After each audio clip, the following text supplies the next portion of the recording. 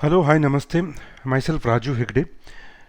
Today we are going to discuss about what is data analysis and also steps involved in data analysis. Data analysis is the process by which raw data is collected from various sources and is then converted into meaningful information which can which can be used by various stakeholders for making better decisions.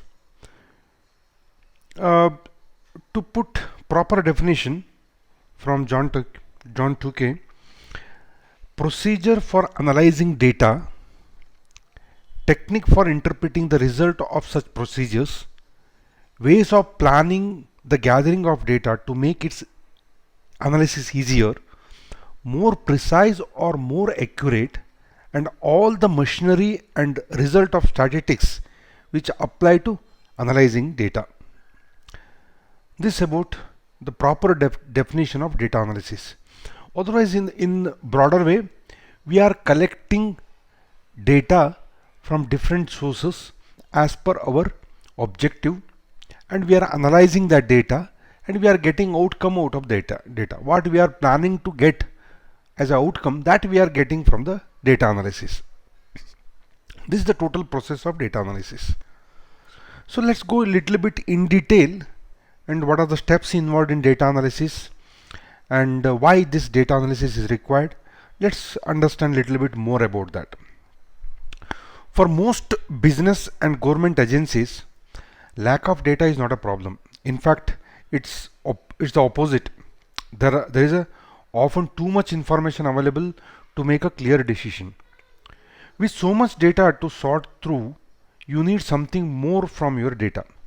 You need to know it is the right data for answering the question, or you need to draw an accurate conclusion from the data, and you need data that informs your decision making process.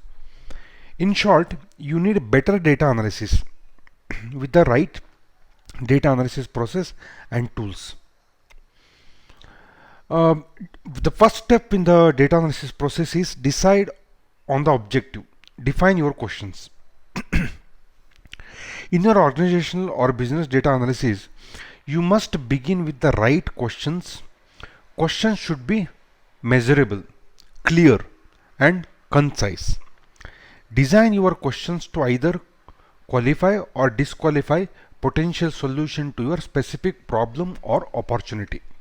For example, start with the clearly defined problem.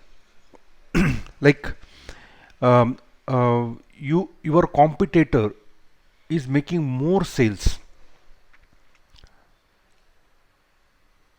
and his products are very popular, and when you analyze that,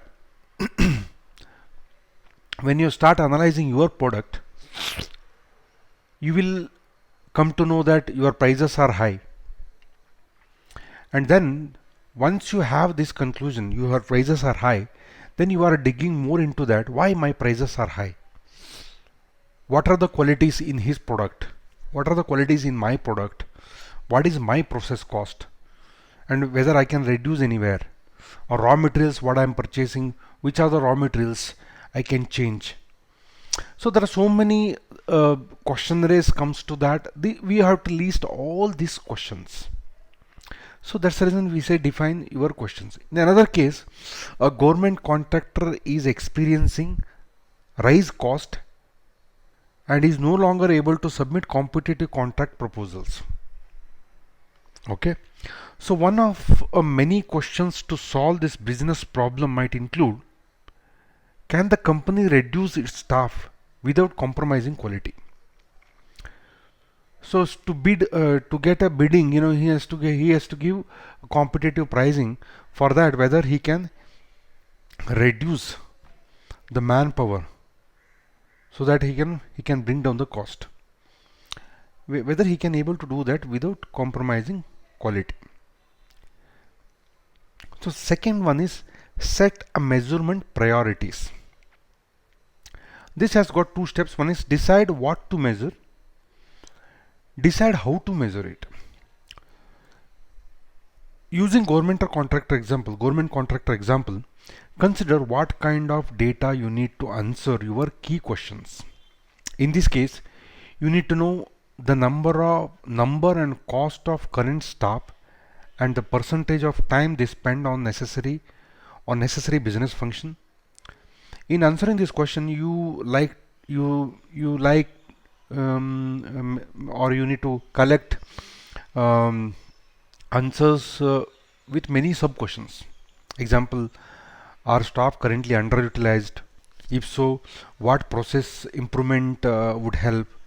Finally, in your decision on what to measure, be sure to include any reasonable objections any stakeholder might have. Example: if staff are reduced, how would the company respond to surge in demand, increase in demand?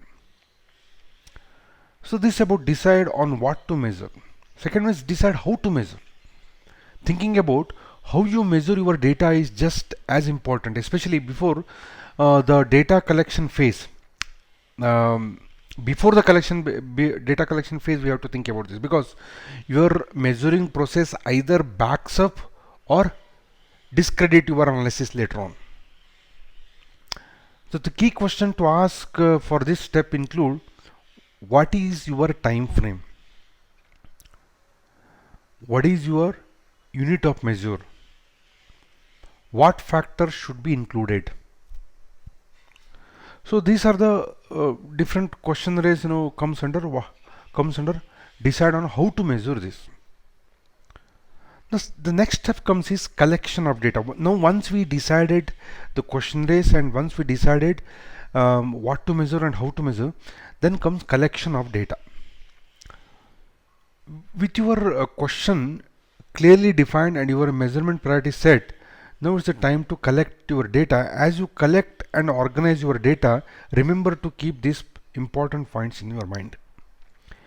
Before you collect new data, determine what information could be collected from existing database. You must have existing database with your company or sources on hand. Collect this data first. Determine a file storing and naming system ahead of time to help all ASK team members to collaborate. So this process saves time and prevent team members from collecting the same information twice. If you need to gather data via observations or interviews, then develop an interview template ahead of time to ensure consistency and saves time. Keep your collected data organized in a log with the collection dates and add any source notes as you go, including any data normalization performed. This practice validates your conclusions down the line. Next comes is data cleaning. Now the data you have collected will not necessarily be readily usable. This is why data cleaning is crucial. In this process, ION's terms of ensuring that meaningless data does not find its way into the analysis stage. So garbage in, garbage out. There is a say always. For example, when you correct the spelling mistakes in the collected questionnaire and feed them into your system, it's nothing but data cleaning. Very simple. When you have junk data in your system, it will affect the quality of your decision. For instance, let's assume 50 out of 100 people responded to your questionnaire. However, you get 10 incomplete questionnaire forms. You cannot count these 10 forms for the purpose of analysis. In reality, you have gotten only 40% response to your questionnaire, not 50%. Similarly, if you are conducting a region-wise survey, you need to be extra careful at this stage, because most people have tendency to not to disclose their correct addresses in the questionnaire. Hence, unless you have a fair idea about the population of population of that particular location, each region, you will never be able to catch these slip-ups. Why it's important to catch these mistakes? Let's assume that your survey result shows that the majority, say 70% of your customers base is from one region, X region. In reality, the population of that region is not even close to 30%, but the survey says 70%. So now let's assume that you have decided to make a decision based on the survey result. You decided to launch an exclusive marketing drive in this particular region. Of course, the marketing drive will not improve your sales, because even if all the citizens in the region buy your product, they comprise only 30% of your customer base, not 70%, as you imagined. These little number play an important role when it comes to big and expensive decisions. As you can see, improving quality of data is highly important for making better decisions. So once you clean data, next we are entering to analyzing data. After you have collected the right data to answer your question from step 1, it's a time for a deeper data analysis. Begin by manipulating your data into number of different ways, such as plotting it out, finding correlations, or by creating pivot table in Excel. A pivot table lets you to sort and filter data by different variables, and lets you calculate the mean, maximum, minimum, and the standard deviation of data, etc. As you manipulate data, you may find you have exact data you need, but more likely you might need to revise your regional questions or collect more data. Either way, this initial analysis of trends, correlations and variations, and outliers help you focus your data and analysis on better answering your questions and any objections either might have. During this step, data analysis tools and softwares are extremely helpful. Couple of softwares like Visio, Minitab, and Stata are good software packages for advanced statistical data analysis. However, in most cases, nothing quite compared to Microsoft Excel in terms of decision making tools. Last one is interpret results. After analyzing your data and possibly conducting further research, it's finally time to interpret your results. As you interpret your analysis, keep in mind that you cannot ever prove a hypothesis true.